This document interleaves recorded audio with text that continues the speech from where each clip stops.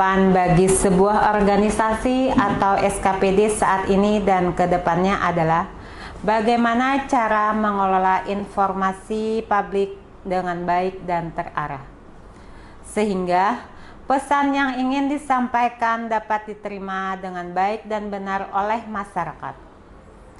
Sobat Tangguh dan pemirsa sigap, BPBD Balangan sejak dulu menyadari hal tersebut.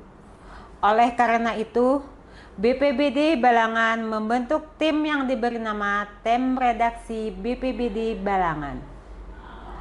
Hadir bersama saya staf BPBD Balangan, khusus pengelolaan informasi Pak Elhami. Ia akan menjelaskan bagaimana awal terbentuknya Tim Redaksi BPBD Balangan.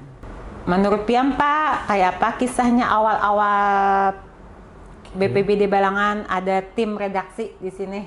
Awal-awalnya tuh kayak apa? Iya.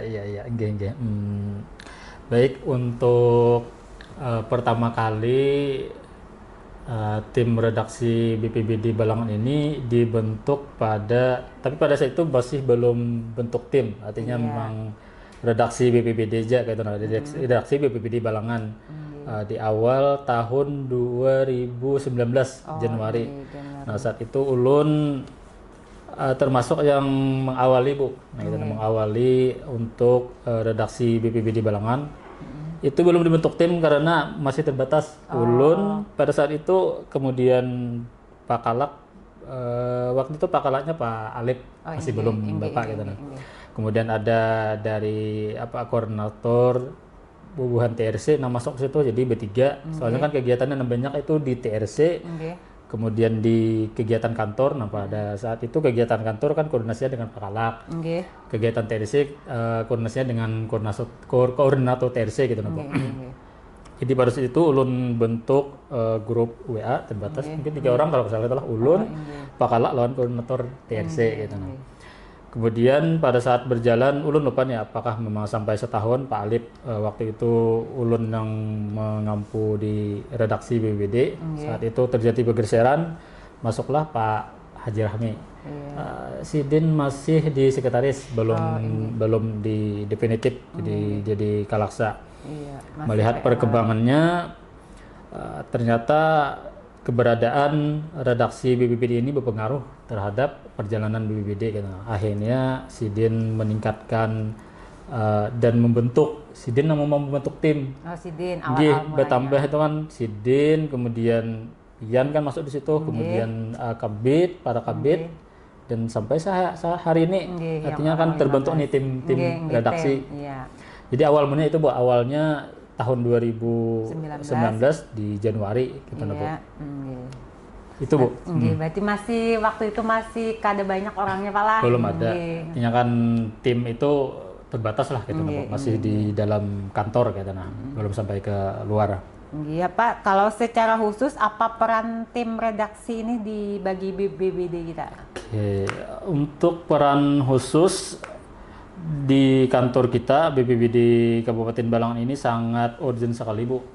Kalau Pian melihat mungkin dibandingkan dengan SKPD lain, SKPD kita di BPBD alhamdulillah untuk penyebaran informasi, pengelolaan informasi itu lebih lebih terarah dan lebih banyak dipublish terutama ke wartawan gitu pula, kemudian di medsos kita, di Facebook, kemudian kita membentuk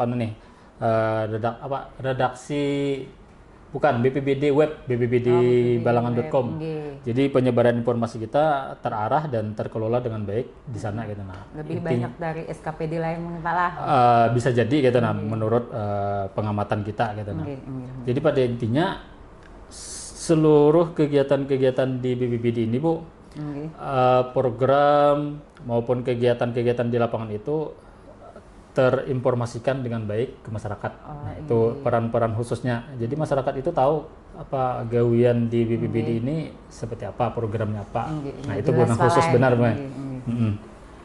Ya, sampai saat ini bagaimana perkembangan tim redaksi kita baik dari segi SDM maupun fasilitasnya. Oke, nah ini yang sangat bersyukur sekali Ulun sebagai pengampu dan salah satu tim di redaksi BPBD ini selama di kepemimpinan Pak Alip, kemudian disambung lagi oleh Pak Haji Rahmi, banyak peningkatan Bu, terutama dari SDM dan fasilitas. Untuk fasilitas sendiri kayaknya sudah ada beberapa nanti anggarkan sidin kan. Kita kemarin ada pembelian kamera, kemudian stand tajakan HP, kemudian mikrofon ini. Kemudian dari segi SDM dan terakhir kita ada melakukan bintek, kemudian timnya ditambah sidin. Jadi saat ini sedang berproses untuk ke depan tim redaksi ini lebih baik lagi Bu. Artinya peningkatannya lebih maju benar Bu. Tim selama di kepemimpinan Pak Haji Rahmi. Kalau boleh tahu kegiatan-kegiatan apa yang ada di tim redaksi saat ini? Untuk kemarin karena di zaman Pak Alip itu terbatas, artinya sebatas kegiatan liputan kegiatan aja di-share ke kawan-kawan wartawan. Nah saat ini kegiatannya berkembang Bu. Jadi kemarin kita habis pelatihan dan di situ kita diarahkan untuk mengelola podcast. Kemudian ada juga kegiatannya kemarin kita penerbitan buku Bu. Itu tim redaksi yang mengumpulkan data-data dan diterbitkan dalam bentuk buku. Dan itu sudah dibagi kita ke beberapa SKPD dan ke masyarakat kita bagikan gitu. Kemudian juga ada kegiatan kita membuat video-video konten kreatif. Kemudian ada kegiatan vlog gitu Bu, untuk melaporkan kegiatan-kegiatan di BPBD. Intinya kegiatan di tim redaksi ini saat ini sudah kreatif gitu Bu. Itu Bu. Apa harapan terhadap tim redaksi saat ini? Harapan ke depannya. Ke depan ya.